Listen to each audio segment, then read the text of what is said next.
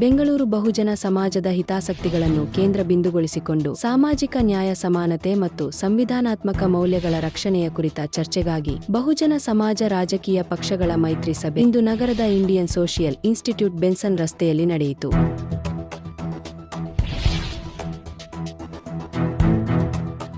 ಈ ಮಹತ್ವದ ಸಭೆಯಲ್ಲಿ ಇಂಡಿಯನ್ ನ್ಯಾಷನಲ್ ಲೀಗ್ನ ರಾಷ್ಟ್ರೀಯ ಅಧ್ಯಕ್ಷರಾದ ಶ್ರೀ ಮೊಹಮ್ಮದ್ ಸುಲೇಮಾನ್, ನಾಯಕರು ಸಲೀನ್ ಅಹಮದ್ ಹಾಗೂ ಹುಮಾಯೂನ್ ಸೇತ್, ಸದಾ ಇತ್ತಹಾದ್ ಸಂಸ್ಥೆಯ ಅಧ್ಯಕ್ಷರಾದ ಶ್ರೀ ಮುಜಾಹಿದ್ ಅಲಿ ಬಾಬಾ, ಮಾಜಿ ನಗರಸಭಾ ಸದಸ್ಯ ಶ್ರೀ ಮುಜಾಹಿದ್ ಪಾಷಾ, ಬಿಜೆಪಿ ತಸ್ಲೀಂ ಇಬ್ರಾಹಿಂ, ಮಾಜಿ ಪೊಲೀಸ್ ಅಧಿಕಾರಿ ಎಜಿ ಕೈಸರ್, ಪುತ್ತೂರಿನ ಮೊಹಮ್ಮದ್ ಅಶ್ರಫ್, ಕಾಸರಗೋಡಿನ ಫಾರೂಕ್ ಎನ್ ಸೈಯದ್ ಸೈಕುದ್ದೀನ್, ಬಹುಜನ ಜನಶಕ್ತಿ ಅಧ್ಯಕ್ಷರಾದ ಆದಿ ಸತ್ಯನಾರಾಯಣ ಸೇರಿದಂತೆ ಹಲವು ಗಣ್ಯ ನಾಯಕರು ಭಾಗವಹಿಸಿದ್ದರು. ಸಭೆಯಲ್ಲಿ ಬಹುಜನ ಸಮುದಾಯದ ರಾಜಕೀಯ ಏಕತೆಯನ್ನು ಬಲಪಡಿಸುವುದು, ಸಾಮಾಜಿಕ ಆರ್ಥಿಕ ಅಸಮಾನತೆಗಳಿಗೆ ಪರಿಹಾರ ಕಂಡುಕೊಳ್ಳುವುದು ಹಾಗೂ ಮುಂದಿನ ದಿನಗಳಲ್ಲಿ ಒಗ್ಗಟ್ಟಿನ ರಾಜಕೀಯ ಹೋರಾಟ ರೂಪಿಸುವ ಕುರಿತು ಸುದೀರ್ಘ ಚರ್ಚೆಗಳು ನಡೆದವು. ವಿವಿಧ ಸಂಘಟನೆಗಳ ಪ್ರತಿನಿಧಿಗಳು ತಮ್ಮ ಅಭಿಪ್ರಾಯಗಳನ್ನು ಹಂಚಿಕೊಂಡು ಸಮನ್ವಯಿತ ಕಾರ್ಯತಂತ್ರದ ಅಗತ್ಯವನ್ನು ಒತ್ತಿ ಹೇಳಿದರು. ಈ ಕಾರ್ಯಕ್ರಮವನ್ನು ಕರ್ನಾಟಕ ರಾಜ್ಯ ಸಂಯೋಜಕರಾದ ಶ್ರೀ ಮೊಹಮ್ಮದ್ ನಜೀರ್ ಅಹಮದ್ ಅವರು ಅಚ್ಚುಕಟ್ಟಾಗಿ ಆಯೋಜಿಸಿದ್ದು, ದಾದಾಪೀರವರು ಸಮಾರಂಭದ ನಿರೂಪಣೆಯನ್ನು ಸಮರ್ಥವಾಗಿ ನಿರ್ವಹಿಸಿದರು. ಸಭೆ ಅಂತ್ಯದಲ್ಲಿ ಬಹುಜನ ಸಮಾಜದ ಧ್ವನಿಯನ್ನು ಬಲವಾಗಿ ರಾಜಕೀಯ ವೇದಿಕೆಯಲ್ಲಿ ಮುಂದಿಟ್ಟು ಸಾಗುವ ಸಂಕಲ್ಪವನ್ನು ನಾಯಕರು ವ್ಯಕ್ತಪಡಿಸಿದರು.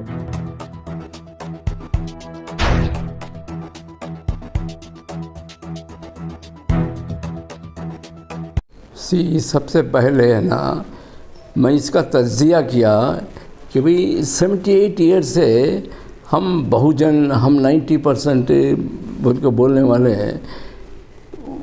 नंबर पोस्ट नहीं, बोर्ड पोस्ट नहीं, 10% बीजेपी और कांग्रेस अलग अलग करें तो 5-5% के लोग हैं ना, उन्होंने 70 पर 8 से है ना रूल करनी हमारे ऊपर बोले तो क्या मतलब।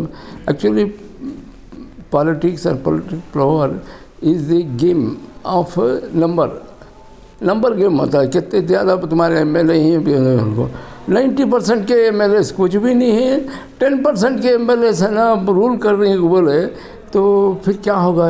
ये सब क्यों हो रहा है? तो भी उन्होंने सब है ना जो 10% के पार्टियाँ में हैं, तुम्हारी कोई पार्टी नहीं है, 90% की कोई पार्टी नहीं है, समझ में 90% का जो रिप्रेजेंटेशन दिख रहा है, उन लोग उनकी पार्टी में उनको ग़ुलाम बना को है ना, उनको इस्तेमाल कर ले, उनको फेस वैल्यू, उनका लिमिटेड पावर्स उनको क्या दिए, खाओ पियो मज़ा करो, कितने बिल्डिंग खरीदती हो, कितना लूटती हो लूटो, तुम्हारे लोगों को लूटो, लेकिन है ना तुम्हारी कम्युनिटी का लीडर नहीं बनना। मेरी इतनी एक्सपीरियंस के बाद मैं स्टूडेंट लीडर, इंजीनियरिंग कॉलेज में स्टूडेंट लीडर, यूनिवर्सिटी का स्टूडेंट लीडर बावजूद मुझे कोई पार्टी टिकट दिए नहीं, इस वजह से कि they don't want their that communities leader, whether Muslim other backward class या दलित का कोई अच्छा लीडर है कौम का, वैसे को टिकट देते नहीं नो। इस वजह से कि उन्हें है ना उसके लोग उसके पीछे रहते हो, इन्हों उनको डर को है ना, अगर उसके लोग हैं ना ख़ुद उससे बेजार हैं, इनकी बात सुन को इन्हें उनको लूट रहा है, और जो जुल्म करती वो जुल्म करने के वास्ते है ना, अब मैं तुम्हारे ऊपर जुल्म कर को मैं चाहो छोड़ो भी को बोलने होता है। आज का फैसला क्या है, और पब्लिक के अंदर भी ये फीलिंग आ गया था कि लोग है ना एक दूसरे के खिलाफ लड़कर है ना, हमारे सच में अभी दलित मुसलमान सब हमें बराबर ही चाहिए, लेकिन है ना एक दूसरे के खिलाफ कैंडिडेट डाल को वोटा डिवाइड कर लेती, तो इनको जीतते नहीं, क्या भी नहीं, इनके पीछे कहीं को जाना था। हमें है ना जो पार्टियां जीत रही, कम से कम उनके साथ रहे तो सब हमारे काम होते हैं। गोल को एक पब्लिक परसेप्शन भी हो गया है, तो परसेप्शन को ख़त्म करना रहा, तो हमें सब है ना एक बन को जाना। अगर तुम्हें सब बुरे बल को एक बन तो इंशाल्लाह कम्युनिटी भी साथ दे। वेलफेयर पार्टी ऑफ इंडिया है, INL है, और है ना तुम्हारी MIM है, ये सब जितने भी मुस्लिम पार्टियाँ हैं, जितने दलित पार्टियाँ हैं, वो सब है ना एक प्लेटफॉर्म में आए तो डेफिनेटली हम ना हराने वाला कौन नहीं। उन्हें SIR ले ले कर दे, उन्हें EVM रख ले, को डांस कर दे, क्या करे, तो भी हमें डेफिनेटली है ना। मैं MIM वालों को दावत दिया था, बोला था, जब मैं बीदर को गया था तो बीदर में है ना जो लोग मेरा साथ दिए, जिस तरह से वहाँ मीटिंग्स हुए मेरे, भीम आर्मी के पार्टी वाले सब मीटिंग हुई, उन्होंने हाँ बीदर से यहाँ तक आने को सब उनको तकलीफ हुई। उनके किसी यहाँ के लोकल लीडरों को बोले थे, उन्होंने कौन भी आए नहीं समझ में।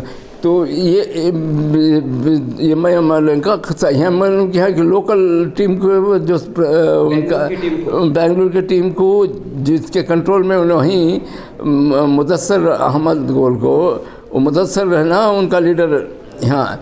तो मैं वाले मेरा इन्फॉर्मेशन उन्होंने कौन ऐसा इसमें बीदर में आपको इतने मीटिंग करना कौन को बोल को इतने इन्फॉर्मेशन दिए गए थे। उन्होंने बोले मुझे फ़ोन कर को साहब ऐसा तुम्हारे बारे में उन्होंने पूछे, मैं अच्छा ये दिया हूँ तुम्हारे वास्ते है ना, हमेशा उन्होंने सपोर्ट करी, यहाँ तक कि बिहार को भी उलमाओं की टीम को भेज को है ना तुम्हारी मदद करी तुम्हारी ऐसे आदमी उन्होंने को बोले। बावजूद उसके उन्हें फ़ोन बंद कर लिया, इस वजह से वहाँ से आ रहा है नहीं। उन्हें चाहते रहेंगे let us see whether it will click or not.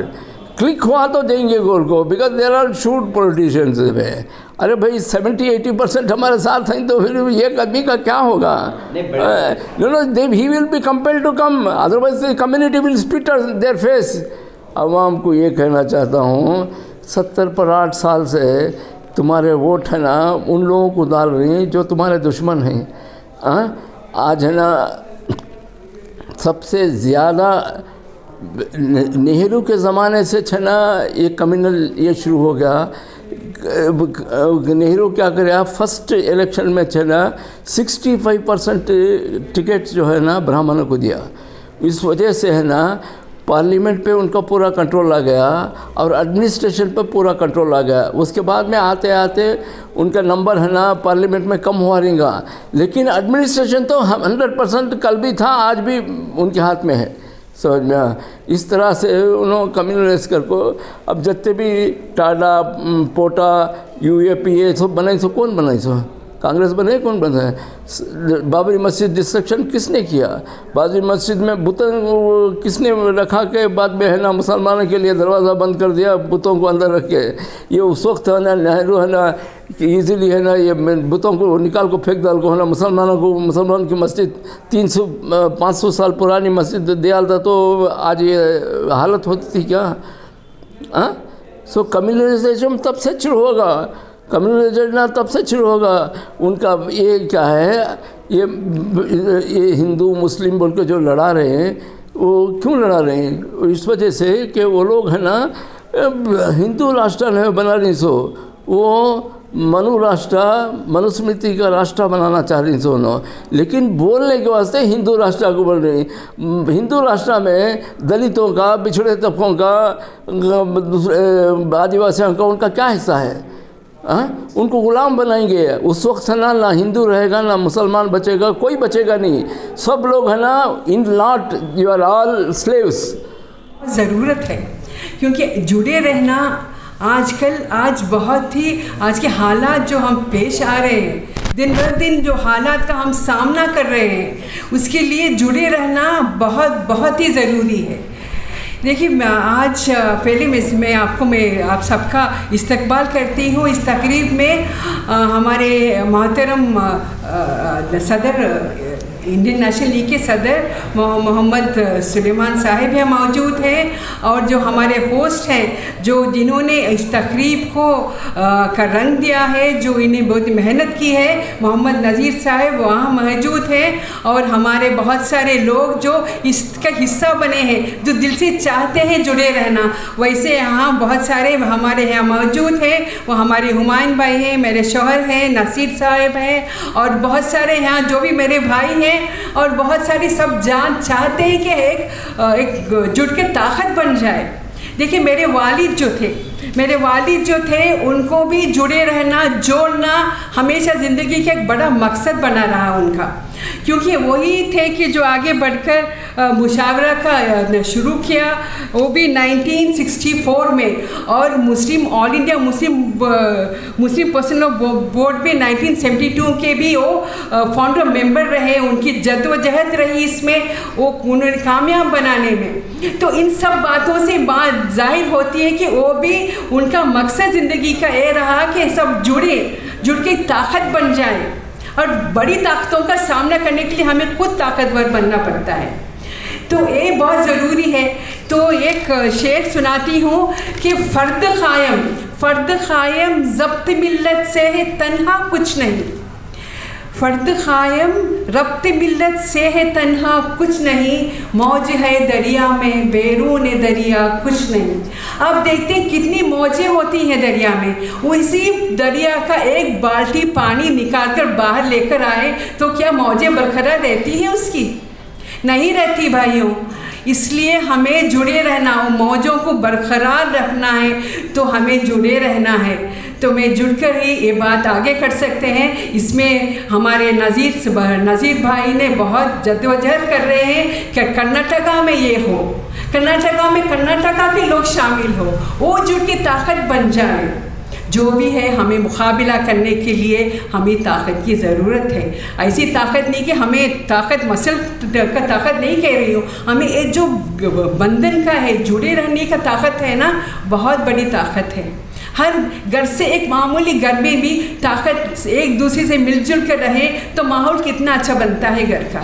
भाई बहन बीवी बच्चे सास शोहर हर चीज़ में जुड़ने की बहुत ताकत होती है मेरे बहन भाइयों। इसलिए हम चाहते हैं कि इनके जो जद्दोजहद कर रहे हैं नज़ीर भाई उसे कामयाब बनाएं, साथ दें, आए इसमें शामिल हो जाएं और इनका साथ देकर इसकी ताकतवर बनने में हम सब मिलकर जद्दोजहद करें।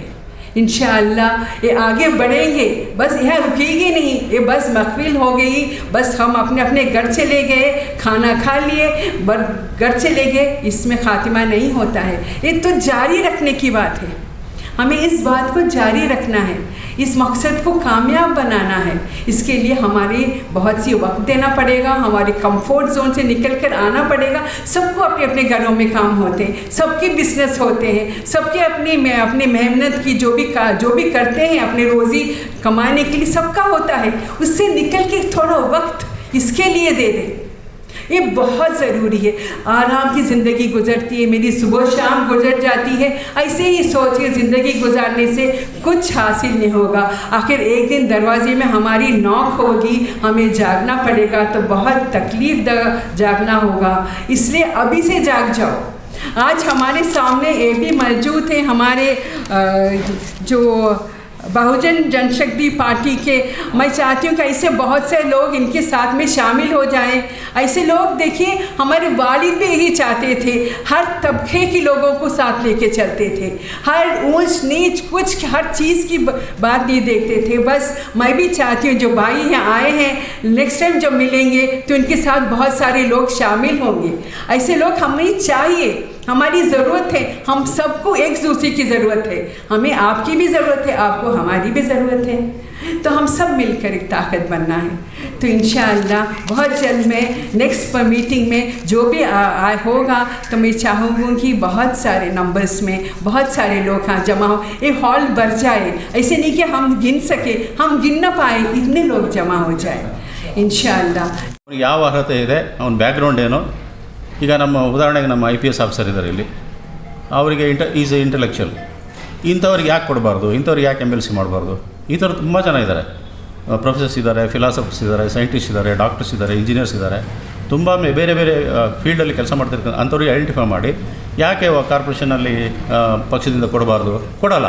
ಯಾಕೆ ಕೊಡಲ್ಲ ಅಂತ ಹೇಳಿದ್ರೆ ಅಲ್ಲಿ ಯಾರು ಹಣ ಮಾಡಿರ್ತಾರೆ, ಯಾರು ದುರ್ವ್ಯವಹಾರ ಮಾಡಿರ್ತಾರೆ, ಯಾರ ಹತ್ರ ಸಿಕ್ಕಾಬಟ್ಟೆ ಒಂದು ನಿಧಿ ಸಂಗ್ರಹಣ ಆಗಿರ್ತದೆ, ಅವರು ಯಾರು ಚೆನ್ನಾಗಿ ಖರ್ಚು ಮಾಡ್ತಾರೆ ಅಂಥವ್ರಿಗೆ ಮಾತ್ರ ಒಂದು ಸ್ಥಾನಮಾನವನ್ನು ಕೊಡುವಂಥ ಒಂದು ಪರಿಸ್ಥಿತಿ ಉದ್ಭವ ಆಗಿದೆ. ಅದಕ್ಕಾಗಿ ಈ ಒಂದು ಸಮಾವೇಶದ ಉದ್ದೇಶ ಏನು ಅಂತ ಹೇಳಿದ್ರೆ, ಎಲ್ಲ ಪಾರ್ಟಿಯವರಲ್ಲಿ ನಿಮ್ಮ ಏರಿಯಾದಲ್ಲಿ ನಿಮಗೆ ಪರಿಚಯ ಇರತಕ್ಕಂಥ ಒಬ್ಬ ಇಂಟೆಲೆಕ್ಚುಯಲ್ಸ್ನ ಐಡೆಂಟಿಫೈ ಮಾಡಿ ಅವ್ರಿಗೆ ಬರುವಂಥ ಕಾರ್ಪೊರೇಷನಲ್ಲಿ ನೀವು ಅವ್ರಿಗೆ ಸೀಟ್ ಕೊಟ್ಟು ಗೆಲ್ಲಿಸಿದ್ರೆ ನಿಮ್ಮ ಒಂದು ಶಕ್ತಿ, ನಿಮ್ಮ ಒಂದು ರೆಪ್ರೆಸೆಂಟೇಷನ್ ಜಾಸ್ತಿ ಆಗುತ್ತೆ. ಲಿಂಗಾಯತರಲ್ಲಿ ಏನು 69 MLAಗಳಿದ್ದಾರೆ, 12 MLAಗಳಿದ್ದಾರೆ, ನಮ್ಮದು 2.5% ಮಾತ್ರ, 1% ಏನು ಜಾಸ್ತಿ ಇದೆ ಅಷ್ಟೇ. ಸೊ ಅದ್ರ ಪ್ರಕಾರ ನಮಗೆ 35-40 MLAಗಳು ಬರಬೇಕು ನಮ್ಮಲ್ಲಿ. ಸೊ ನಿಗಮ ಮಂಡಳಿಗಳಲ್ಲಿ ನಮ್ಮ ರೆಪ್ರೆಸೆಂಟೇಷನ್ ಜಾಸ್ತಿ ಆಗಬೇಕು. ಸೊ ಕಾರ್ಪೊರೇಷನ್ಸಲ್ಲಿ, ಮುನ್ಸಿಪಾಲ್ಟೀಸಲ್ಲಿ, ಟೌನ್ ಪಂಚಾಯತಲ್ಲಿ ಕೌನ್ಸಿಲರ್ಸ್ ಆ್ಯಂಡ್ ಕಾರ್ಪೊರೇಟರ್ಸ್ ಇವರ ಸಂಖ್ಯೆ ಜಾಸ್ತಿ ಆಗಬೇಕು. ಆದಿ ಸತ್ಯನಾರಾಯಣ ಸಾಹೇಬರು, ಆದಿ ಅಂತ ಹೇಳೋದು ತುಂಬ ಸನಾತನ ಪುರಾತನವಾದದ್ದು. ಅದರಲ್ಲಿ ಸತ್ಯ ಮತ್ತು ನಾರಾಯಣ ಒಳ್ಳೆಯ ಹೆಸರು ಗೂಡಿದೆ, ಅದರಲ್ಲಿ ತುಂಬ ಶಕ್ತಿ ಇದೆ ಅವರಲ್ಲಿ. ಸರ್ ದಯವಿಟ್ಟು ಎಲ್ಲರಿಗೂ ಒಂದು ಸ್ಫೂರ್ತಿಯನ್ನು ತುಂಬುವಂತರಾಗಿ ಅಂಥೇಳಿ ನಿಮಗೆ ಕೇಳ್ಕೊತೀನಿ. ಬಹುಜನ ವಂದನೆಗಳು ಎಲ್ರಿಗೂ, ಇಲ್ಲಿ ಬಂದಿರುವ ಎಲ್ಲ ಗಣ್ಯ ವ್ಯಕ್ತಿಗಳು ಹಾಗೂ ನನ್ನ ಸೋದರ ಸೋದರಿಯರಿಗೆ ನನ್ನ ವಂದನೆಗಳು. ಮೊಟ್ಟ ಮೊದಲಾಗಿ ಬಹುಜನ ಸಮಾಜದಲ್ಲಿ ಇರುವ ಎಲ್ಲ ಪಕ್ಷಗಳನ್ನು ಒಂದುಗೂಡಿಸೋದು ಒಂದು ಉತ್ತಮಂತ ಕೆಲಸ. ಆ ಕೆಲಸವನ್ನು ಮಾಡಿರುವ ನಜೀರ್ ಸಾಬ್ ಅವರಿಗೆ ನನ್ನ ಹೃದಯಪೂರ್ವ ನಮನಗಳು. ಎರಡನೇದು, ಈಗ ಯು ಪಿಯಿಂದ ಬಂದಿರುವ ನಮ್ಮ ನ್ಯಾಷನಲ್ ಪ್ರೆಸಿಡೆಂಟ್ ಆಗಿ ಬಂದಿರುವ ನಮ್ಮ ನ್ಯಾಷನಲ್ ಲೀಗ್ ನ್ಯಾಷನಲ್ ಪ್ರೆಸಿಡೆಂಟ್ ಅವರಿಗೂ ಧನ್ಯವಾದಗಳು. ಈಗ ಬಂದಿರುವ ಅನೇಕ ಪಕ್ಷಗಳಿಂದ ಬಂದಿರುವ ನನ್ನ ಸೋದರಿಯರೇ, ನೀವೆಲ್ಲ ಮಾಡಬೇಕಿರೋದು ಬೇರೆ ಏನಿಲ್ಲ. ನಾವು ಕಡಿಮೆ ಸಂಖ್ಯೆಯಲ್ಲಿ ಬಂದಿದ್ರೂ ಸರಿ, ನಾವು ಮಾಡಬೇಕಿರುವ ಕೆಲಸ ಜಾಸ್ತಿ ಇದೆ. ಯಾಕೆಂದರೆ 160 ಪೊಲಿಟಿಕಲ್ ಪಾರ್ಟಿ ರಿಜಿಸ್ಟರ್ಡ್ ಆಗಿದೆ ಕರ್ನಾಟಕದಲ್ಲಿ. ನಮ್ಮ ಪರಿಚಯದವ್ರು ಎಲ್ಲರೂ, ಅದು ಯಾವುದೇ ಪಕ್ಷ ಇರಲಿ, ಆದರೆ ಬ್ರಾಹ್ಮಣನ ಹೊರತುಪಡಿಸಿ, ಅವನು ಯಾವುದೇ ಪಕ್ಷದಲ್ಲಿ ಇದ್ರೂ ಸರಿ, ಬ್ರಾಹ್ಮಣನ ಹೊರತುಪಡಿಸಿ, ಮನುವಾದಿಗಳನ್ನ ಹೊರತುಪಡಿಸಿ ಎಲ್ಲರೂ ಇಲ್ಲಿ ಕೈ ಜೋಡಿಸಿದ್ರೆ ತುಂಬ ಉತ್ತಮ. ಆ ಕೆಲಸವನ್ನು ಈಗ ನಮ್ಮ ಮೇಡಮ್ ಅವರು ಹೇಳಿದ್ರು. ಈಗ ನನ್ನ ಕಡೆಯಿಂದ ಎಷ್ಟು ಜನ, ಯಾಕೆಂದರೆ ಇಲ್ಲಿ ಇರುವ ಎಲ್ಲ ದಲಿತ ನಾಯಕರುಗಳು ಒಂದೊಂದು RPIನ ರಿಜಿಸ್ಟರ್ಡ್ ಮಾಡಿ ಇಟ್ಟವ್ರೆ.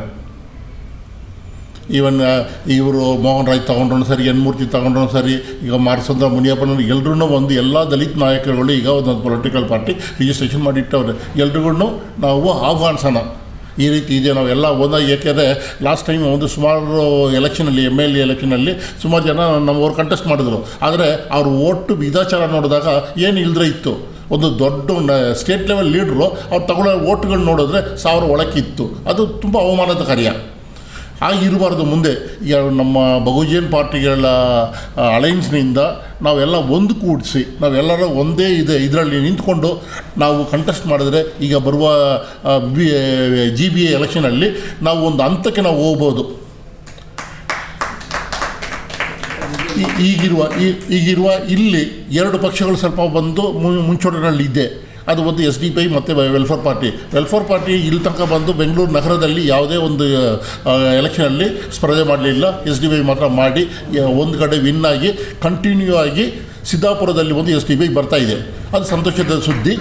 ಈಗ ಅದೇ ಸಿದ್ದಾಪುರ 2 ಆಗಿರೋದು. ಈಗ ನಮ್ಮ SDPI ಕಾರ್ಯಕರ್ತರು ನಾನು ಹೇಳೋದು ಒಂದೇ ಒಂದು ಏನಂದರೆ, ಈಗ ಸಿದ್ದಾಪುರ 2 ಆಗಿರೋದ್ರಿಂದ ನಮಗೆ ಗ್ಯಾರಂಟಿ ಇದೆ ಸಿದ್ದಾಪುರದಲ್ಲಿ 2 SDPI ಬರುತ್ತಂತ.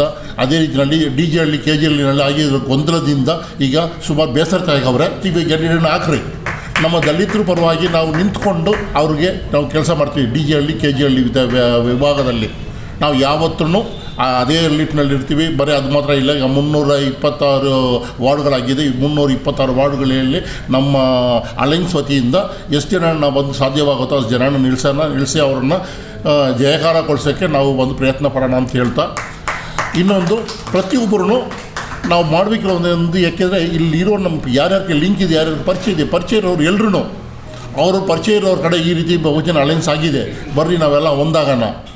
ಯಾಕೆಂದರೆ ಸಿವಿಕ್ ಫ್ರಂಟ್ ಅಂತ ಇದೇ ಥರ ಬಂದು 96 ಎಲೆಕ್ಷನಲ್ಲಿ ಬಂದು ಸಿವಿಕ್ ಫ್ರಂಟ್ ಅಂತ ಮಾಡಿ ಎಲ್ಲ ದಲಿತ ಸಂಘಗಳು, ರೈತ ಸಂಘಗಳು ಎಲ್ಲ ಒಂದು ಕೂಡಿಸಿ ಈ ಮನುವಾದಿಗಳು ಎದುರಾಗಿ ನಿಂತರು. ಚುನಾವಣೆಯಲ್ಲಿ ಕಂಟೆಸ್ಟ್ ಮಾಡಿದ್ರು, ಅದ್ರ ಪ್ರಯೋಜನ ಆಗಲಿಲ್ಲ. ಯಾಕೆಂದರೆ ಇದರಲ್ಲಿರೋ ಕೆಲವು ದಲಿತ ನಾಯಕರುಗಳು ಬಂದು ಕಾಂಗ್ರೆಸ್ಸಿಂದ ಹೋದರು, ಕೆಲವರು ಬಂದು ದಳದಿಂದ ಹಿಂದೆ ಹೋದರು. ಅದರಿಂದ ಬಂದು ಸುಮಾರು ಪ್ರಾಬ್ಲಮ್ ಆಯಿತು. ಆ ರೀತಿ ಆಗದಂಗೆ ಈಗ ಬಂದಿರುವ ಈಗ ಅಲೈನ್ಸ್ನಿಂದ ನಾವು ಬಂದು ಒಂದು ಒಳ್ಳೆ ದಾರಿನಲ್ಲಿ ಕರ್ಕೊಂಡೋಗಿ ನಮ್ಮ ಎಲ್ಲ ಬಹುಜನರನ್ನು ಬಂದು ಒಂದು ಕೂಡಿಸಿ ಅವ್ರಿಗೆ ಎತ್ತಿ ಹೇಳಿ ಭಿನ್ನಾಭಿಪ್ರಾಯ ಇರ್ಬೋದು. ಯಾಕೆಂದರೆ ಅವ್ರಿಗೊಂದು ಮಾರ್ಗದರ್ಶನ ಇರ್ಬೋದು, ನಮ್ಮದು ಒಂದು ಇರ್ಬೋದು. ಅದರ ಅವ್ರ ಹತ್ರ ಮಾತಾಡೋದ್ರಲ್ಲಿ ಲೇಟೇ ಹೋಗಲ್ಲ. ಮಾತಾಡಿ ನಾವೆಲ್ಲ ಒಂದಾಗಿ ಈ ಕೋಮವಾದಿಗಳು ಮತ್ತು ಭ್ರಷ್ಟ ವಿರುದ್ಧವಾಗಿ ನಾವು ನಿಂತು ಮಾಡೋಣ ಅಂತ ಹೇಳ್ತಾ ನನ್ನ ಮಾತನ್ನ ಮುಗಿಸ್ತೀನಿ. ಜೈ ಭೀಮ್ ವಂದನೆ. हमारे नज़ीर साहब के ऊपर ज़्यादा फिक्र ज़माने से जो है दलितों के साथ मिलकर काम करने का इनका एक जज्बा रहा है। इसी जज्बे के तहत इन्होंने मुझे 4-5 महीने पहले हैदराबाद लेकर गए थे। वहाँ पर जो है बहुजन समाज पार्टी के जो बड़े बड़े ज़िम्मेदार हैं उनसे इन्होंने मुलाकात भी करवाई थी। हमेशा इनके अंदर एक जज्बा रहा है कि भाई किसी भी तरह कौम के अंदर कुछ करके दिखाऊँ मैं, ये इनका जज्बा है। अब रही बात दूसरी, अब ये सियासी पार्टियों की बातें हो रही है। अब हमारे यहाँ कई सालों से SDP काम कर रही है, तो भी MIM वाले भी बीच में इस दफ़ा जो है उनका एक उरूज पे मकाम जा रहा है। मैं उन लोगों से भी मुलाकात कर रहा हूँ ताकि अब ये हमेशा कांग्रेस, BJP, जनता दल, इन्हीं के गुण हम कब तक गाते रहेंगे। हाँ, अगर कुछ हमें अलग से करना है तो उसके लिए भी सिर्फ इतनी बात पे हम खुश भी नहीं हो सकते कि बहुजन समाज जो समाज है वो हमारे साथ आएंगे और हमें साथ देंगे, क्योंकि मेरा भी कुछ तजुर्बा है। कई लोग हैं, इनके अंदर भी कई तंजीमें हैं बहुजन समाज पार्टी के नाम से। हर एक का अपना अपना एक लीडर है, हर एक की अपनी अपनी सोच है और हर एक का ताल्लुक़ किसी ना किसी सियासी पार्टी से उनका लगा हुआ है। आज हमारे साथ आएंगे, वो कहेंगे कि बेशक हम तुम्हारे साथ हैं, आप आगे बढ़िए। जब वक्त आता है तो हमारा साथ छोड़ देते हैं। ये मेरा तजुर्बा है। अब हम किसकी बात के ऊपर यकीन कर सकते हैं? देखो, हमने इतना तजुर्बा देखा है, इतने सालों में मेरा 38 साल सियासत में वाबस्ता है। मैं अकाबिरों के साथ बैठा हुआ हूँ। मैं हूँ अल्लाह का फ़कीर, लेकिन मैं अकाबिरों को जानता हूँ और कई डिस्कशन मेरे हो चुके हैं कई बार। अब वकीली का समाज है, उनकी ज़ात को वो छोड़ के नहीं जाते। लिंगायत है, उनकी ज़ात को वो छोड़ के नहीं जाते। कुर्बा है, उनकी ज़ात को छोड़ के नहीं जाते। अब छोड़ के जाने वाले कौन है? ये दलित समाज, पिछड़ा समाज, मुसलमान समाज। हम लोग बटे हुए हैं। हम लोगों में जब एकता नहीं है तो हम दूसरों को क्लेम नहीं कर सकते, और ये भी हमारा दावा बेफजूल हो जाएगा कि हम सबको साथ ले लेंगे, चलेंगे। हाँ, नज़ीर साहब से मेरी ये गुजारिश है, आप हटाइए कांग्रेस को, BJP को, जनता दल को। मैं आपको एक बात याद दिलाना चाहता हूँ, जब हिजाब का मामला शुरू हुआ, फिर अजान का हुआ, मॉब लिंचिंग का हुआ, सब कुछ शुरू हुआ, तो उस वक्त ये कांग्रेस पार्टी के जो मुस्लिम लीडरान जाना भी चाहे उसके बीच में दखल देने के लिए, तो रोकने वाला DK शिव कुमार था। वो पार्टी का सदर था। उसने मुस्लिम लीडरों से कहा कि आप वहाँ नहीं जा सकते। कोई मुसलमान लीडर मुसलमानों की हकूक़ के लिए आगे नहीं बढ़ा। अब ऐसी पार्टी से क्या तवक्का रख सकते हो? ये भी मैंने देखा बार बार, ये जो SDP वाले जो है बीच में हर जगह के ऊपर अपना कदम आगे बढ़ाते हैं, उनके ऊपर केसेस भी होते हैं, ना जाने उनके ऊपर बहुत सारे इल्ज़ाम भी आते हैं। ये भी मैंने देखा। अब ये सवाल ये है, पिछली बार जो है INL के नाम से हमारे जो पहली जो इनकी मीटिंग थी तिलक नगर के अंदर, मुझे बुलाया गया था हमारे असगर साहब, उनकी मीटिंग में भी मैंने गया था।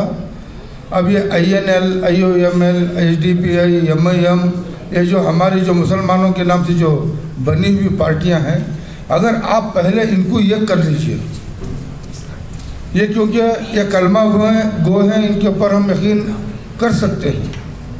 अब रही दूसरी जो नेशनल पार्टीज़ हैं और हमारे रीजनल पार्टीज़ हैं, अब इन पार्टियों से हमें क्या लेना है? हाँ, ये काम हम कर सकते थे, मेरा पहले से भी दावा है।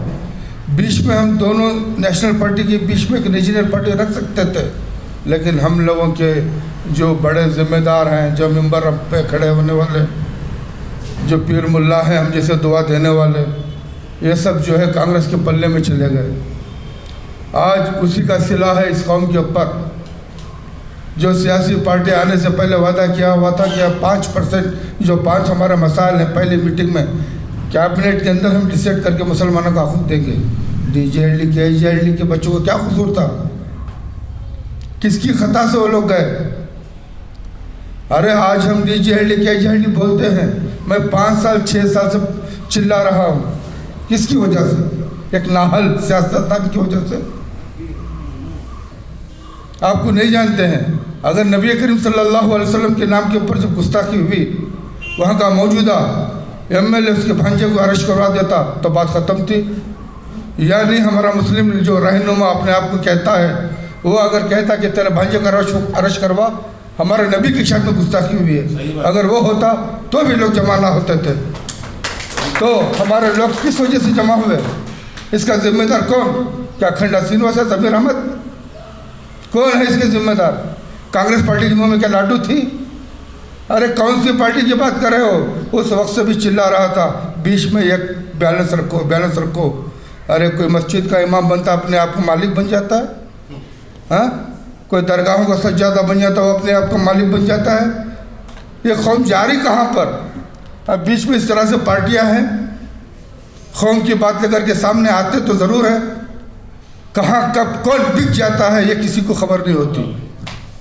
आखिर वक्त के अंदर कैसे बिकते मैं भी जानता हूँ।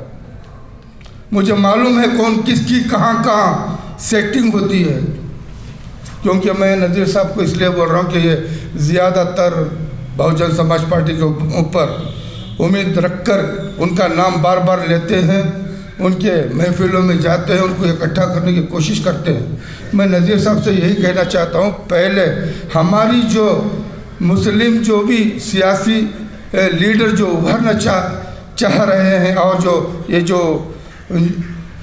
छोटी छोटी पार्टियां के नाम से जो आगे आ रही हैं उनको आप पे कीजिए। पहले MIM हो, HDP हो, वेलफेयर जो भी पार्टी से मुसलमान उनको आप पे कीजिए, इनसे हम फैसला करेंगे। उनके अंदर अगर कोई भी ये जो गलत काम करते हैं तुम्हारे कांग्रेस पार्टी वाले, वो जानबूझ करके मुसलमान को मुसलमान की जगह देंगे, जनता दल वाले भी मुसलमान को मुसलमान की जगह देंगे। वजह ये उनको हराना है, ना कि उनको सीट दे करके अपनी पार्टी में लेना है। पहले इस बात को नज़र रखिए। और मैं ये भी कहता हूँ जो भी ये जो रीजनल पार्टी बन के आ रही है वो उनसे हाथ ना मिलाए, अगर वो आप खुददार हैं तो। अगर उनको अंदर से आप मानडोली करोगे, आप उनसे लेकर के पीछे हटोगे तो भी हमारा नुकसान है। आज इस कौम की इस जो जिल्लत हम लोग उठा रहे हैं, हम बिकाऊ हो चुके हैं, हमारे पास ईमान की कमी है, ना अल्लाह रसूल का डर, ना खौफ, ना उसके ऊपर ईमान। मस्जिद के ऊपर खड़ा हुआ इमाम जब एक सियासतदान का गुलाम बन जाता है तो इस कौम का रखवाली कैसे हो सकती है? आज हमें इस बातों को सोचना है। नौजवानों को उभारिए, पढ़े लिखों को साथ में लाइए, वक्त लगे तो लगे, उनको अंदर शक्ति पैदा कीजिए, उनसे काम लेने की आप कोशिश कीजिए। अब रहे हम कहाँ तक गुनगाते रहेंगे? कोई हमारा नहीं है। 12.5% मुसलमानों की आबादी है, 35 से 40 MLA ला सकते थे। ये काटा किसने? जो इससे पहले जब से हिंदुस्तान आज़ाद हुआ तब से अब तक मुसलमानों को यहाँ तक रिजर्वेशन के ज़रिए दूर करके इस नतीजे पर लाने वाले पार्टियाँ कौन कौन सी हैं, पहले आप उसका हिसाब लगाइए। आज हम सिर्फ छोटी छोटी बातों के ऊपर अगर आ जाएं तो इसका हल होने का मुझे नज़र नहीं आता। नज़ीर साहब माफ़ कीजिए, मैं झूठी तारीफ़ नहीं कर सकता, ना मैं आपको खुश कर सकता। मेरा काम है हक़ बोलना। मुझे जितना अल्लाह ताला इल्म दिया है वो इल्म मेरे अल्लाह के हबीब के बंदों के सामने रखना है। आज आप मुसलमान गला काट कर भी दे दें गैर मुस्लिमों में, वो यकीन नहीं करेगा। तुम्हारे वाम साहब जो आए थे, इसी फ्रीडम पार्क में हम लोगों ने प्रोग्राम किया था सदा इत्तेहाद वालों ने। उन्होंने वादा किया था कम से कम 10 से 15 हज़ार दलित आ जाएंगे। आपको नहीं मालूम है 12 से 15 लोग आए थे। किसकी बात कर रहे हैं आप? जो 15 साल हमने जो कोशिश की है पूरी रियासत में, वो हमें मालूम है। तो आप बराए मेहरबानी कोशिश कीजिए। इसका मतलब ये नहीं, पहले आप हमारे लोगों को ले आइए, यही इत्तेहाद हमारे लिए काफ़ी है। जब हम इत्तेहाद में रहेंगे तो सब हमें देख कर के आएंगे।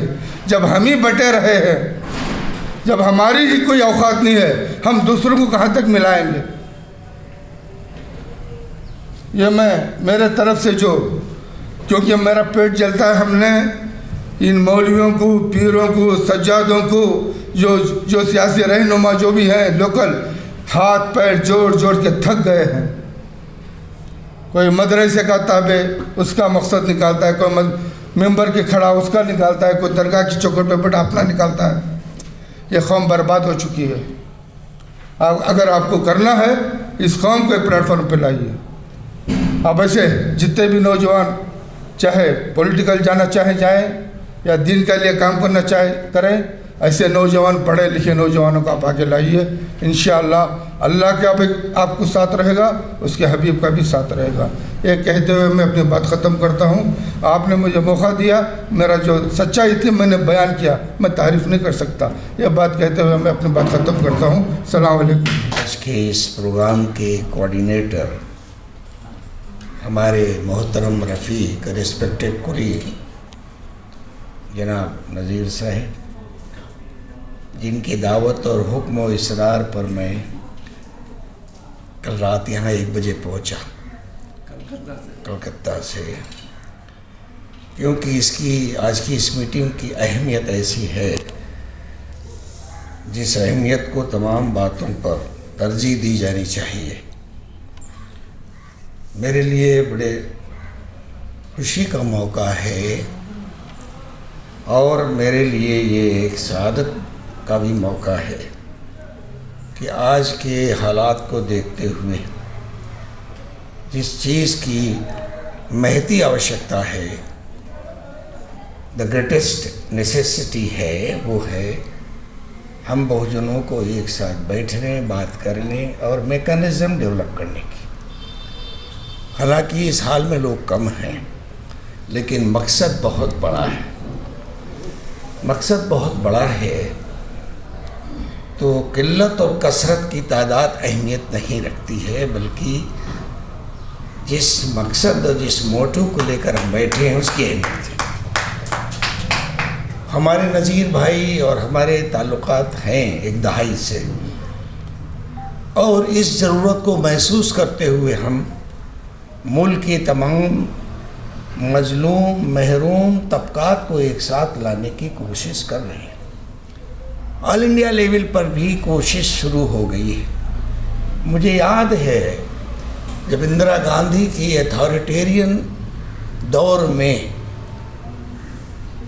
गुजरात और बिहार के जमशेदपुर में पहला फसाद हुआ, कत्लेआम हुआ, टारगेटेड मुस्लिम का, तो लखनऊ में हमारे अकाबरीन बैठे थे और उस अकाबरीन ने एक मुश्तरका प्लेटफॉर्म बनाया था, not for political purpose, just to have a collective voice, जिसका जिक्र हमारी बहन तस्रीम ने किया, ऑल इंडिया मुस्लिम मजलिस मुशावरा।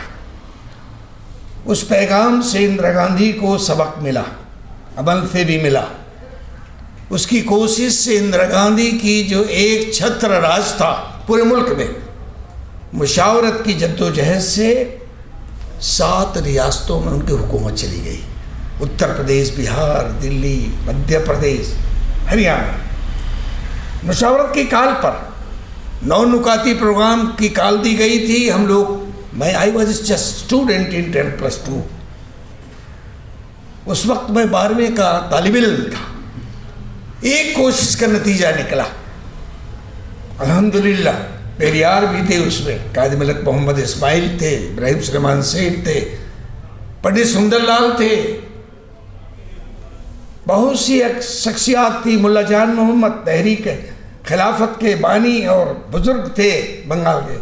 मैं एक तालिब इल्म था, कारकुन, लेकिन मेरे नज़रों के सामने वाज का पूरा सिनेरियो है। मौलाना अबुल्ला इस्लाही भी थे, नाम भूल रहा हूँ। 69 पर्सनालिटीज़ थी बनाने में, और सदबदनी भी थे, मौलाना मंजूर नुमानी भी थे। इन बुजुर्गों का नाम आप कुछ लोग सुना होगा, कुछ ने पढ़ा होगा। मैंने देखा है, उनके साथ काम करने का मुझे मौका मिला है। तो आज ये जो कोशिश है, मैं सबका नाम लेना भूल जाता हूँ, सभी का नाम लेना चाहिए मुझे। मोहतरम आदित्य नारायण जी हैं हमारे बीच में, मुजाहिद अली बाबा साहब हैं, पहली मुलाकात है। सैयद सैफुद्दीन साहब इरफान हमारे वेलफेयर पार्टी ऑफ इंडिया की तहरीक के आदमी हैं। मोहम्मद अशरफ साहब हैं, असगर रफीउद्दीन हैं, शाहजहां साहिब हैं, बहन तस्रीफ साहिबा हैं, सारे हमारे मोहतरम लोग हैं। मैं कभी कभी भूल जाता हूँ नाम लेना। लेकिन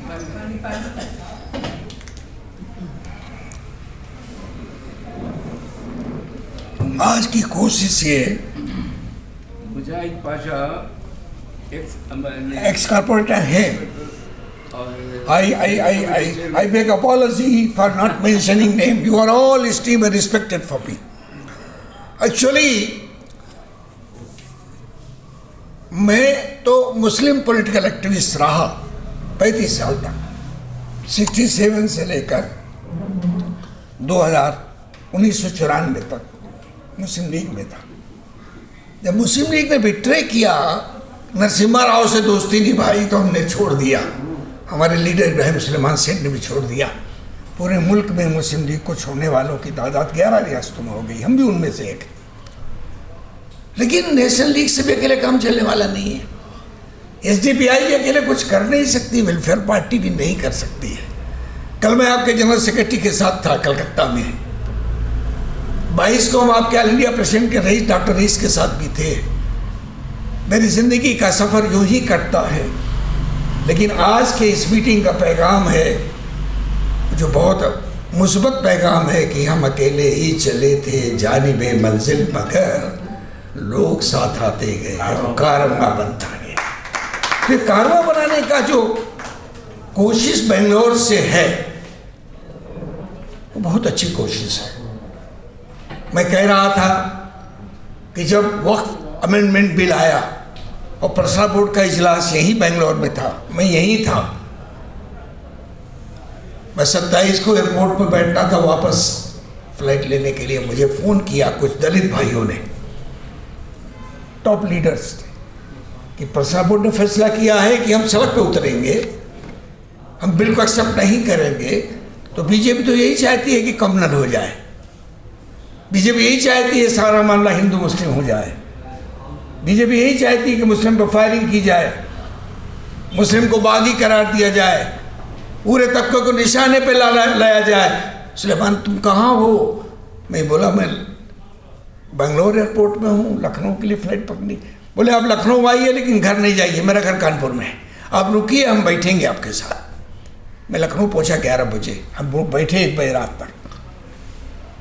अगले दिन हमने परसा बोर्ड के लोगों से बात की. मैं परसा बोर्ड का तासीस से रुकना हूँ, फाउंडर मेंबर हूँ. सारे लोगों से बात की, फैसला सही है हमारा, हम भी शरीक थे. लेकिन मुल्क के मुहब्बान वतन दलित OBC चाहते हैं कि लड़ाई वक्फ तरमीमी बिल की अकेले मुसलमान न लड़े, मुल्क लड़े. उसका नतीजा ये हुआ कि पहली मरतबा आज़ाद भारत में 4 मीटिंग, ब्रेन स्ट्राइकिंग 4 अहम मीटिंगें पर्सा बोर्ड एंड OBC दलित के बीच में, BBA के बीच में हुई. पहली मीटिंग दिल्ली में, बम्बई में दूसरी, तीसरी बेंगलोर में और चौथी कलकत्ता में. After independence this was the first opportunity to have direct dialogues for planning and actions. वो काम हुआ, बिल पास हो गया. लेकिन बिल की मुखालिफत में पहली मरतबा जंतर मंतर में 40 सिटिंग MPs, 103 एक्स MPs और 11 पॉलिटिकल पार्टीज़ के लोग नॉन मुस्लिम पॉलिटिकल पार्टी के हेड शरीक हुए कि this is not matter between Muslims and government, this is matter between constitution of the country and NDA government. ये बयानिया हुआ, this was the narrative send to the nation. उसका फ़ायदा हुआ कि बीजेपी बहुत कोशिश के बाद भी वक्फ के मामले को कम्युनल नहीं कर पाई. They failed miserably to make it a communal. हम सफल हो गए. मैं समझता हूँ ईमान की हद तक कि ये आज की मीटिंग अल्लाह कबूलियत के दर्जे में दाखिल करेगा. एक काम अपने तजुर्बे की बुनियाद पे मैं बताना चाहूँगा. मैं कलकत्ता में था कल. TMC से लोग परेशान हैं, BJP का खतरा है, तो करें क्या? तो हमारी मीटिंग थी प्रोग्रेसिव पार्टी से, CPM, CPI, RSP, SI2 और वेलफेयर के लोगों से टेलीफोनिक टाकवा हुई जनरल सेक्रेटरी साहब से। जिस तरह हम केरला में आज कामयाबी से काम कर रहे हैं, केरला में कभी मामला था मुस्लिम लीग कांग्रेस एक तरफ, कम्युनिस्ट एक तरफ, नतीजा होता था कम्युनिस्ट हुकूमत या कांग्रेस मुस्लिम लीग की हुकूमत। हुकूमतें थी, इश्यूज़ को एड्रेस नहीं किया जाता था। जब हम अलग आए तो हमने सिर्फ CPM को अकेले नहीं रहने दिया, हमने उसको LDF का बड़ा एक फोरम बना दिया। नतीजा क्या हुआ? कम्युनल पॉलिटिक्स पीछे है, 10 साल से हुकूमत हम लोग अभी कर रहे हैं और उम्मीद है इंशाल्लाह इस इलेक्शन में अंडा बना लेंगे। तो फॉर्मेशन ऑफ एलायंसेस परमानेंट, आप यहाँ पर इतना कर रहे हैं। आज जो हमारी पार्टियों के लोग हैं, वेलफेयर पार्टी के सेक्रेटरी ने कहा कि हम will go back to our party fora, यही है तरीका। अब जाइए बात करिए, आप वहाँ से अपना रिप्रेजेंटेटिव फिक्स कीजिए। SDPI के यहाँ जिम्मेदार हैं, ये अपनी पार्टी के, they should go back to their leadership fora, अपना रिप्रेजेंटेटिव बनाएं, लाएं। INL के 2-4 लोग यहाँ हैं, ये लोग जाएं, अपनी पार्टी की मीटिंग करके तय करें।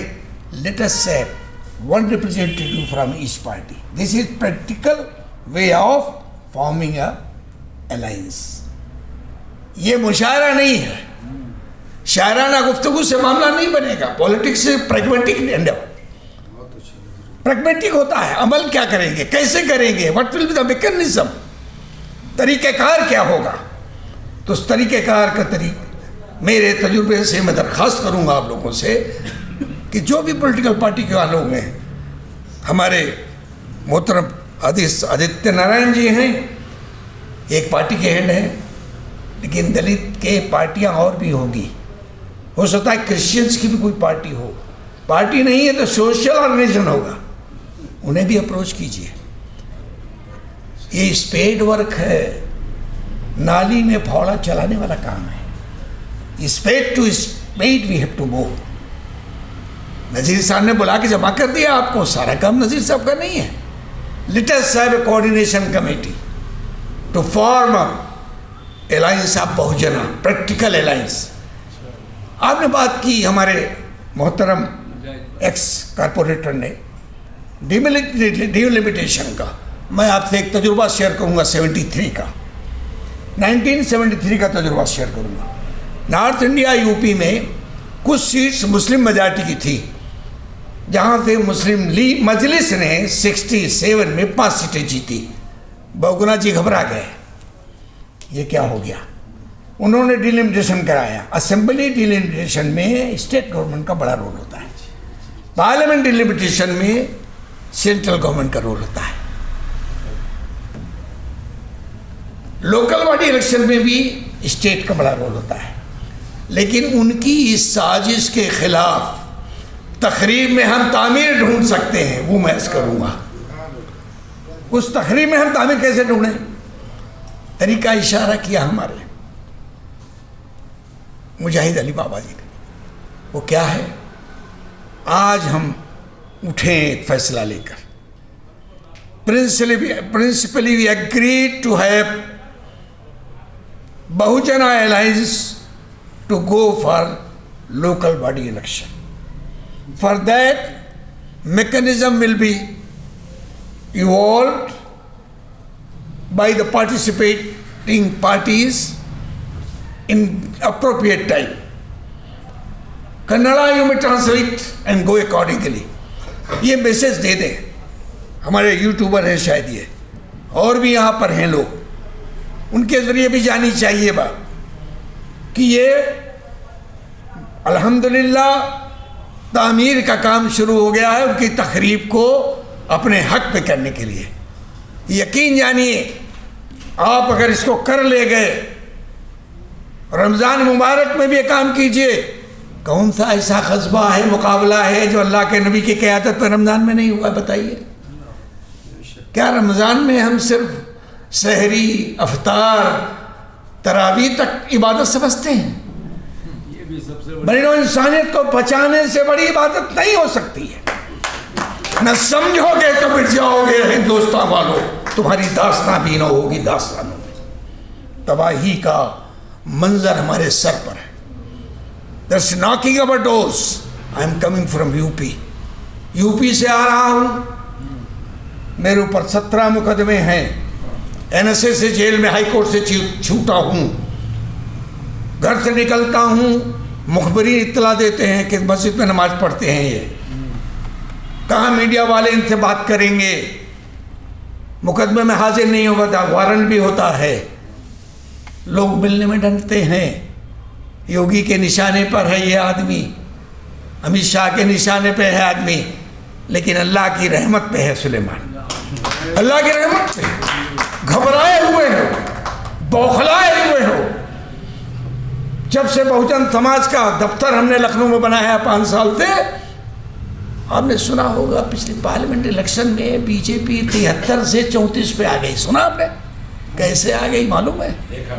कैसे देखा? मालूम कराता हूँ आपको मैं। वो हमारा लखनऊ में दफ्तर है बिरादरियों का। हम we are going by social engineering. Katiyar है बिरादरी, कुरील जाटो चमार है बिरादरी, लोध है बिरादरी, बाल है बिरादरी। उनके लीडर्स को हमारे बहुजन समाज पार्टी के दफ्तर में बिठाते हैं महीने में 2 बार। बिरादरियों में जाते हैं 2 बातें लेकर। उसको वोट नहीं देना जो आरक्षण का विरोधी है। Don't vote for the person or a party who is opposed to reservation. उसको वोट नहीं देना जो संविधान का विरोधी है। Don't for a person who is opponent opposing constitution of India.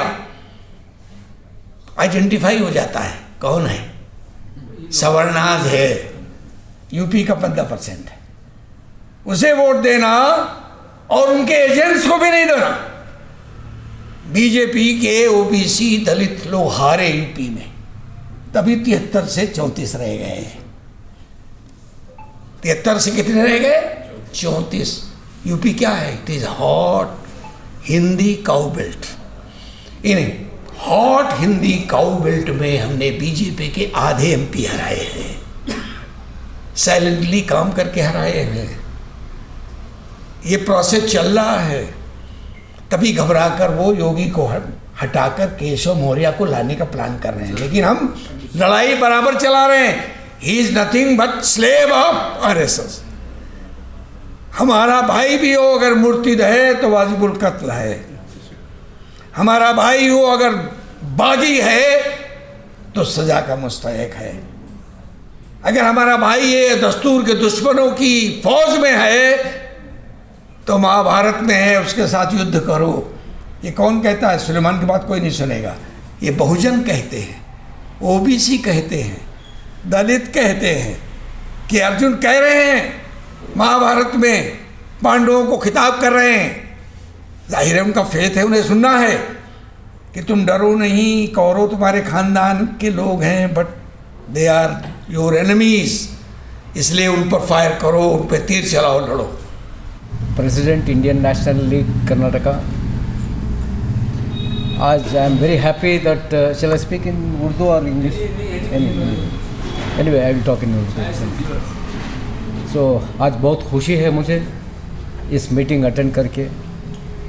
कई महीनों बाद जो है आज ये मीटिंग ये मकसद से फिक्स की गई है ताकि एक माइनॉरिटीज़ और बैकवर्ड कम्युनिटी की एक रिप्रेजेंटेशन, चाहे वो असेंबली हो या कॉरपोरेशन हो, उसमें आने के लिए सोचकर जो मीटिंग करे हैं, मैं इसकी मुबारकबाद देता हूं और मैं खुश हूँ आज इस मीटिंग से। अभी बेंगलुरु शहर में जो है हाल ही में कॉरपोरेशन इलेक्शन आने वाला है, जिसके बारे में हमारे साथी बहुत ब्रीफ सुना चुके हैं। 5 कॉरपोरेशन बन चुके हैं, स्प्लिट होके एक बेंगलुरु कॉरपोरेशन स्प्लिट होके 5 बनाए हैं और उसमें 360 पर 9 वार्ड्स हैं। South, north, south, east, west, central बोल के ये एक हमें अपॉर्चुनिटी है सही तरीके से ये वार्ड्स के ज़रिए से जो स्प्लिट किए हैं, ये बहुत प्लानिंग के साथ स्प्लिट किए हैं। ये हाल जो गवर्नमेंट है अभी हाल में बहुत प्लान से स्प्लिट करे हैं। जैसा कि पोस्टमार्टम करते हैं ना, उस तरीके से करें कि हाथ इधर, सिर उधर, पैर उधर। आप थोड़ा वो बेंगलुरु का डिलिमिटेशन का मैप देखो, इतना बुरी तरीके से स्प्लिट किए हैं। उनके फ़ायदे का सोचकर किए हैं वो। अब वो उनका फ़ायदे का सोचकर जब वो किए हैं तो उसमें जो है हम लोगों को इस तरीके से जो मीटिंग जमी हुई है आज, ये जो है हमें अगर प्लानिंग से करें बोले तो अगर हमारे रिप्रेजेंटेशन अगर 10 हैं, इंशाअल्लाह हम 40 भी बना सकते हैं उसको। क्योंकि कई वार्ड्स ऐसे हैं, कुछ वार्ड्स ऐसे हैं जहाँ पर मेजॉरिटी है कि 10 मुस्लिम भी अगर खड़े या 10 कोई माइनॉरिटी खड़े बोले तो भी वहाँ जीतेगा ही मुस्लिम है एक्चुअली। एक एग्जांपल देता हूँ मैं। अभी चिकपेट कॉन्स्टिट्यूंसी में जो है 12 वार्ड्स हैं, अभी 7 जाके अभी 12 हो गए। उसमें BHL वार्ड बोल के एक ऐसा वार्ड है जहाँ आप 100 कैंडिडेट्स को डालो, वहाँ जीतेगा मुस्लिम। और थोड़े वार्ड्स ऐसे हैं जहाँ पर मुस्लिम वोट से माइनॉरिटी के जो है 3000 हैं, 4000 हैं या 2000 हैं, जहाँ हम जीत नहीं सकते। तो हाँ, तो इसमें थोड़े बहुत और एक इसमें एडवांटेज हमारे को क्या है बोलो तो ये सोचना है, अभी ये BJP और जनता दल जो है ऑलमोस्ट एक है। ये अभी सुनने में आया मुझे इन्फॉर्मेशन मेरी कि इस बार कॉर्पोरेशन इलेक्शन में जनता दल जो है they are not going for an alliance with BJP। They may or they may not. If they are going it is fine, if they are not going even then it is fine. इसमें हमें क्या करना है बोले तो ये जो आज जमे हुए हैं इसका अगर बेनिफिट अगर हमें उठाना है तो ये लोग जो है अब जैसा हमारे मुदस्सिर साहब बोले अभी कुमार स्वामी वो जनता दल जो है BJP के साथ अलायंस जा रहे हैं, ये चलेंगे बोलो तो माइनॉरिटीज़ को वोट ज़्यादा क्या टिकट्स ज़्यादा नहीं देते, बहुत कम देते हैं। अभी मुस्लिम्स को माइनॉरिटी सीट्स अगर मिलेंगे तो वो एक ही पार्टी है, वो कांग्रेस है। और कांग्रेस में भी एक कॉन्स्टिट्यूंसी में कितने मुसलमान को देंगे वो? 2, 1 या 3, इससे ज़्यादा तो नहीं देंगे। इसके बावजूद भी आज बेंगलुरु कॉरपोरेशन के वार्ड्स ऐसे हैं, कई वार्ड्स जहाँ पर हम प्लान से अगर खड़ाए बोले तो 100% वो बेनिफिट हमारे को होता है। हम जैसा इन्होंने बताया ज़िद, अगर ज़िद कर ले कि हमें खड़ाती इधर, हमें अलायंस नहीं करते, ये करते बोले तो हमें 40 बनने की बजाय हम 10 भी नहीं बनते। हाँ, मैं मजाक नहीं कर रहा हूँ। इस बार अगर ये जो मजलिस यहाँ बैठी है, अगर ये एक इंटरेस्ट लेके हम लोग अगर काम करेंगे बोले तो आज माइनॉरिटी और शेड्यूल कास्ट बैकवर्ड के कैंडिडेट जो है पूरे बेंगलुरु शहर में 100 से ज़्यादा भी ला सकते हैं अगर प्लानिंग से अगर काम करें बोले तो। क्योंकि मैं भी बचपन से इसी फील्ड में हूँ, बचपन से मैं गोली खेलने की उम्र से जो है मैं बड़ों के साथ रहकर इसी मैदान में ज़िंदगी गुजारा हूँ। इसके तजुर्बे के साथ मैं आज जब से ये बेंगलोर ग्रेटर बेंगलोर बना और 5 वार्ड्स बनने वाले हैं, मैं इसी के ऊपर कंसंट्रेट कर रहा हूँ। ये वार्ड्स ये वो सब भी we can cross minimum 100 if we plan. ये आज की मजलिस अगर इरादा करके उठे कि हम प्लान करके करेंगे, हम जिद नहीं करेंगे, हम मिल के काम करेंगे बोले तो 100 वी विल क्रॉस इंशाल्लाह। I will assure you, if only these political parties who have assembled today, if they come together, you will get the public opinion also. Now the public opinion is that we people are going to divide the vote. और एक opportunity क्या है, अब आपका नाम लो, हाँ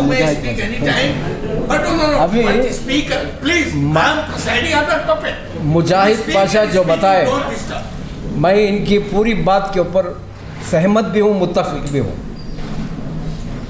100 candidate जो है यहाँ की मजलिस अगर बैठ के इरादा करके उठे, कॉर्पोरेशन में पूरे 5 कॉर्पोरेशन में हमारे 100 तो क्रॉस कर देती है इंशाल्लाह। एक और कई वार्ड्स ऐसे हैं और कांग्रेस को जो है एक को टारगेट करना, एक को जिद करना, हमारे ये अलायंस को जिद नहीं करना, कांग्रेस को टारगेट करना है। इसलिए टारगेट करना है कि आज जो है चाहे वो मुस्लिम हो, दलित हो या कोई भी समाज का हो, आज कांग्रेस से जो है लोग बहुत वजन है। फ़िलहाल जो एक्टिविटीज़ जो DK शिव कुमार कर रहा है, ये कई इलाकों में जो डेमोलिशन स्टार्ट हो गया, ये बहुत अफसोस की बात है। हुकूमत किस लिए हुकूमत चुनते हैं लोग, कि लोगों का डेवलपमेंट हो, उनकी तरक्की हो, बेघरों को घर देने के लिए। ऐसे करने की बजाय जो है ये लोग घरें तोड़ रहे हैं और क्या कर रहे हैं। बहुत सारे फील्ड में जो है डी के शिव कुमार नाम लेना नहीं चाहता, हमें गवर्नमेंट प्रेजेंट गवर्नमेंट जो है, लोग जो है बदजन है। हमें ये को टारगेट करना कि कांग्रेस का कैंडिडेट चाहे कोई भी हो, अगर वहाँ 10 कैंडिडेट अगर वो काल दिए हमें गए तो हमारे वोट कटते बोल के नहीं है। लोगों का ओपिनियन भी आज जो है इंशाल्लाह हमारे तरफ होगा, इंशाल्लाह ज़रूर हम इसमें कामयाब होते हैं। मैं आज ये पहली मीटिंग है, इसमें ज़्यादा मैं बात करना नहीं चाहता, और काफ़ी शायद लोग हैं करना, तकरीर करना, ऐसी चीज़ों में माहिरियत तो नहीं रखते। बहरहाल जैसा अलायंस की बात आ रही है, एक पार्टनरशिप की, एक कॉमन एजेंडे की, एक कॉमन कॉज के वास्ते एक अलायंस होना ज़रूरी है। हिंदुस्तान के अंदर जो तरीक़े से डेमोग्राफी है, जो यहाँ की जोग्राफ़ी है, यहाँ के वोटर्स है, आप अगर सर्वे करेंगे तो ज़्यादातर मालूम होता है कि जो पिछड़े हुए तबक़ात हैं, दलित हैं, मुसलमान हैं, ज़्यादातर आपस में एक दूसरे के इलाक़ों में रहते हैं। तो जब ऐसे जोग्राफ़ी है, डेमोग्राफी है हमारे हिंदुस्तान की, कर्नाटका की अगर बात करेंगे तो कर्नाटका के अंदर भी ऐसे ही है, और बिलखुसूस बेंगलुरु की भी बात करेंगे, जहाँ पर स्लम रहेंगे, जहाँ पर गरीब तबका रहेगा, वहाँ पर ही ऐसे कॉम्बिनेशन के रिलीजियस लोग रहते हैं। तो एक तो सबसे पहले हमें किस तरीक़े से जीतना है वो एक अलग ही सब्जेक्ट है, लेकिन जिस तरीक़े से बेंगलुरु को जो तरीक़े से डीलिमिट किया गया है, वो डीलिमिटेशन का प्रोसेस एक पॉलिटिकल माइंडसेट के साथ, एक पॉलिटिकल गोल के साथ किया गया है। अभी क्योंकि कांग्रेस की हुकूमत है, उनको जिस तरीक़े से डिलिमिटेड करना है उस तरीक़े से वो डिलिमिट किए हैं। जैसे ही अभी 2027 के बाद जब एमएलए इलेक्शंस का मौका आएगा 28 में, फिर उसके बाद जो है एमएलए कॉन्स्टिट्यूंसी की डीलिमिटेशन प्रोसेस स्टार्ट हो जाएगी। अब उसे करने के लिए सेंट्रल गवर्नमेंट के ज़िम्मे में रहती है और जो है बीजेपी के हाथों में रहती है, और उनको कैसा चाहिए वैसे डिलिमिट करेंगे, जैसे 2008 के अंदर डिलिमिटेशन हुआ था। तो ये जो डिलिमिटेशन जो ब्यूरोक्रेट्स करना था, वो आज पॉलिटिकल पार्टी से अपने वोट पैटर्न को देखकर एमपी इलेक्शंस में जिस तरीके से वोट्स मिले हैं उसको नज़र में रखते हुए जीतने के लिए जो तरीक़ा चाहिए वो कर रहे हैं। यानी कि कब उनको मौका मिल रहा है वो कर रहे हैं, जब इनको मौका मिल रहा है ये कर रहे हैं, जिससे लोगों की भलाई, लोगों की अच्छाई और वहाँ की जो सहूलतें फराहम करना है उस बुनियाद पर नहीं हो रही है। तो ये जो प्रॉब्लम हो रहा है, उस वक्त ही हम एक होकर हम उसे सही तरीक़े से अपोज करना था, जो हम कर नहीं सके। अब दूसरा मरहला आया है वो रिज़र्वेशन उनके जो कायद रहेंगे या उनके जो एस्पिरेंट्स रहेंगे, ऐसों को कैसा प्लेस करना है उस अंदाज से रिज़र्वेशन भी होगा। यानी कि वहाँ पर पॉपुलेशन बेसिस पे या वहाँ पर की रोटेशन बेसिस में क़ानूनी तरीक़े से जो करना है वो भी जो है कंप्लीट फेलियर, यानी कि पूरा जो है खोखलापन का एक इलेक्शंस हो रहा है। बहरहाल ये सब एक तरफ रहने के बाद भी हम कुछ स्ट्रैटेजीज अगर वर्कआउट करेंगे, कुछ काम करेंगे, तो जितने एक्सपेक्टेशंस हैं वो हम कर सकते हैं। क्योंकि तकरीबन 360 सीट्स बेंगलुरु के अंदर 5 कॉरपोरेशंस में डिवाइड किया गया है, जिसके अंदर लगभग 67 सीट्स एससीज के लिए रिज़र्व किया गया है और 11 सीट्स जो है एसटीज़ के लिए रिज़र्व किया गया है। तो बीसीए बोलकर एक्चुअली रिज़र्वेशन का उसमें क्या भी क्राइटेरिया नहीं है, फिर भी एक कॉन्स्टिट्यूएंसी के अंदर मिनिमम एक बनाना बोलकर ये लोग बनाए हैं। तो तकरीबन जो है 28 से 30 बीसीए के अंदर आते हैं, जिसमें मुस्लिम्स भी शामिल रहते हैं। अगर बराबर से कॉम्बिनेशन करके बराबर से अलायंस करेंगे तो एक फोर्स, एक थर्ड फोर्स बनकर बीबीएमपी के अंदर जो जीबीए हुआ है उसमें आ सकते हैं। एक तो जो कॉरपोरेशन बना है, ये कॉरपोरेशन की अगर बात करेंगे तो 5 जो कॉरपोरेशंस है, इसके अंदर जो कोर एरियाज ऑफ बेंगलोर जिसे बताते हैं कि पहले से बुनियादी जो बेंगलोर था वहाँ पर ही ये कॉम्बिनेशन के लोग हैं जो ज़्यादातर। आउटर एरियाज़ पे अगर जाएंगे तो ये आउटर एरियाज़ के अंदर आपको ये कॉम्बिनेशन वर्कआउट नहीं होता, यानी कि हमें क्या भी एक अलायंस करेंगे तो भी जो है हमें वो जोग्राफ़ी ऐसी है, वहाँ की डेमोग्राफी ऐसी है, बिल्कुल भी वोटर पैटर्न ऐसा है, हम वहाँ पर कुछ नहीं कर सकते। तो हम उसको एक 369 को कंसाइन करके थोड़े वार्ड सिलेक्शन करना है, थोड़े एरिया सेलेक्ट करना है, थोड़े कॉन्स्टिट्यूंसी सेलेक्ट करना है जहाँ पर हम अलायंस करके काम कर सकते हैं। पूरे 369 में फोकस करेंगे तो फोकस एरिया हट जाएगा। एक दूसरा, जब अलायंस की बात आती है ये बहुत ज़रूरी भी है, क्योंकि पिछले BBMP का जो इलेक्शन था, जब GBS से पहले BBMP था, तो तकरीबन social democratic party of India 18 candidates को फील्ड की थी आउट ऑफ 198। एक जगह पर कामयाबी सिद्धापुरा में हमें मिली है, लेकिन 6 प्लेसेस पर सेकंड पोजीशन आए हैं। वो जो सेकंड पोजीशन का जो गैप्स था, जो डिफरेंस था, ये अलायंस की ना होने की एक वजह भी हो सकती है। वहाँ पर आपसी जो सोच रखने वाले, सेक्युलर सोच रखने वाले, एक ख्यालात के लोग जो है वहाँ पर अपने अपनी पार्टियों के अंदर नुमाइंदगी डालकर कंटेस्ट करने की वजह से डिवीज़न ऑफ वोट्स ज़रूर हुआ है। तो हाँ, ये हराने से भी ज़्यादा एक कंपटीशन था, उसको एक कंपटीशन बेहतर अंदाज से, जैसे वो मैच फिक्स पहले ही कर रहे हैं, जैसे कि अभी डिलिमिटेशन एक मैच फिक्सिंग ही है, एक हिसाब से पहले कॉन्सेप्ट सेट कर रहे हैं, कैंडिडेट्स को ला रहे हैं, सिर्फ इलेक्शन एक नाम का, एक इलेक्शन कमीशन से सिर्फ डिक्लेरेशन होना, सो रिजल्ट्स पहले से मालूम है।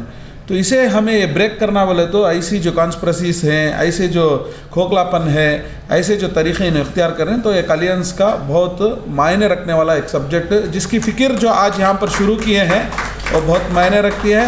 हमें अपने आप को कमज़ोर नहीं समझना है, और ऐसा फार्मूलास अगर इख्तियार करेंगे तो ज़रूर रिज़ल्ट्स आएंगे। और ऐसे लोगों को चुनना है जो कि कॉज के लिए, अपने कैरियर छोड़ के अपने कॉज के लिए, एक डेवलपमेंट के लिए और बुनियादी हुकूक़ हासिल करने के लिए और बुनियादी जो कॉरपोरेशन्स में सहूलत हासिल करने के लिए वैसी सोच रखने वाले नुमाइंदों को भी अपने अपनी पार्टियों से भेजना है।